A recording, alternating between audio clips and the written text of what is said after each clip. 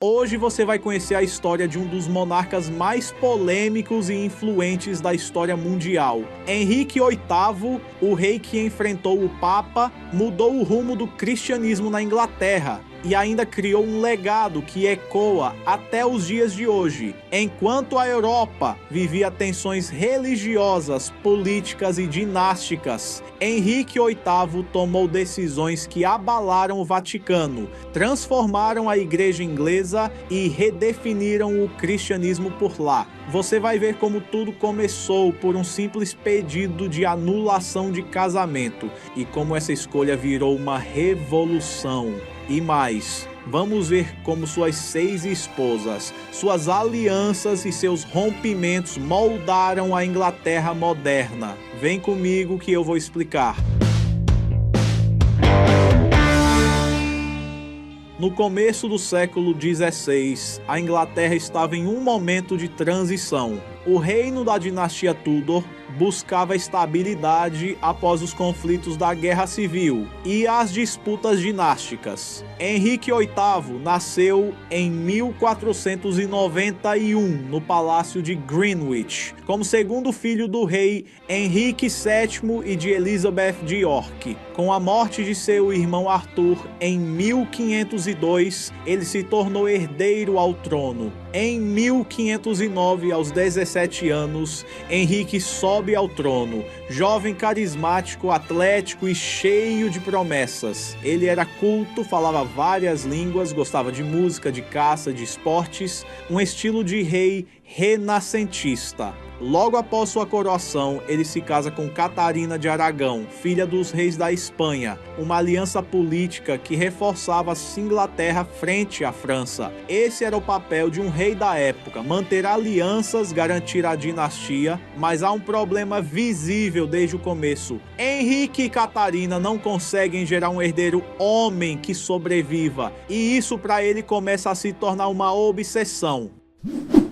Enquanto o tempo passa, Henrique começa a se cansar do casamento. Ele ainda ama Catarina, é difícil dizer, mas certamente a falta de um filho homem pesa demais. Ele acaba se apaixonando por Ana Bolena, dama de companhia de Catarina. Ana não queria apenas ser amante, ela queria ser rainha e via no rei a chance de mudar tudo. Henrique decide pedir ao Papa Clemente VII a anulação do casamento com Catarina para se casar com Ana. Só que Catarina era tia do imperador Carlos V, o que complicou muito o pedido. O Papa recusa o pedido. Henrique dá um ultimato. Ou o Papa cede, ou algo muito grave vai acontecer. E aí começa o grande rompimento. Você vai ver como essa crise pessoal virou crise política e levou a uma transformação fundamental.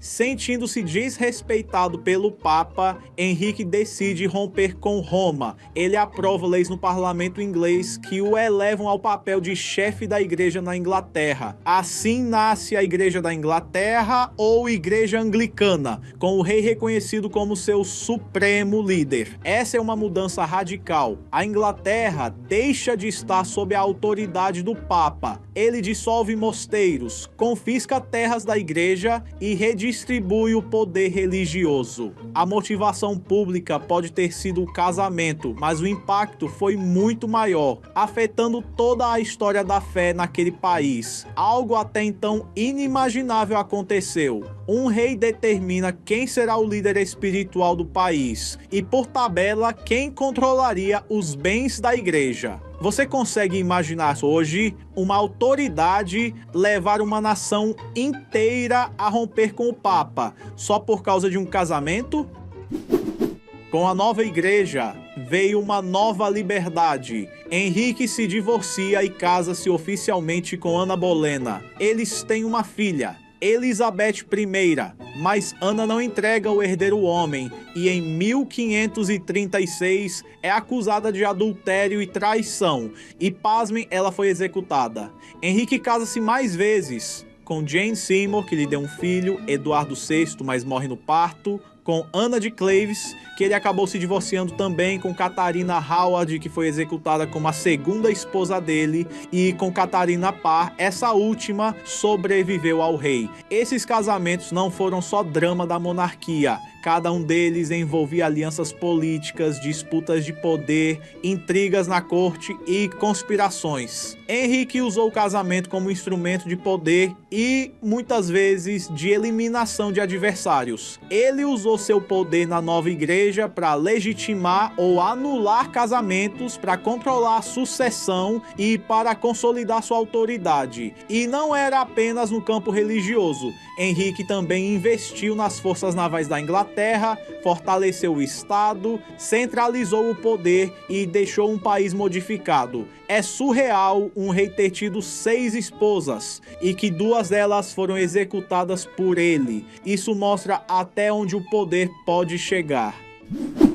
Quando Henrique morreu em 1547, ele deixou um reino transformado. Ele consolidou o que hoje entendemos por monarquia centralizada, onde o rei exerce poder direto sobre a igreja e o Estado. A igreja da Inglaterra permanece até hoje como legado direto daquela ruptura, mas mesmo assim, a sucessão dele ficou incerta e houve muitos conflitos religiosos entre católicos e protestantes, e tensões políticas que marcaram os anos seguintes. Sua filha Elizabeth I viria a consolidar o trono, mas todo o caminho até lá teve batalhas, perseguições religiosas e mudanças drásticas. Henrique contribuiu para o fortalecimento da Marinha da Inglaterra. Ele estabeleceu estaleiros grandes e fortaleceu a frota como forma de defesa do reino. É estranho ver que Henrique foi um rei tão focado em casamentos, mas também ajudou a transformar o poder naval de seu país, que é respeitado até hoje. A história de Henrique VIII mostra que decisões pessoais, como escolher uma esposa ou afrontar o Papa, podem desencadear revoluções históricas. Ele misturou ambição, desejo, fé e política de uma forma explosiva. Se vocês quiserem, posso fazer outro vídeo mostrando como sua filha Elizabeth I consolidou o que a Henrique iniciou, e como essas mudanças moldaram a Inglaterra como potência e repercutem até hoje em temas como poder político, religião e Estado. Fique ligado aqui no canal porque a história de Henrique VIII é apenas o começo. É isso, galera. Tamo junto e falou!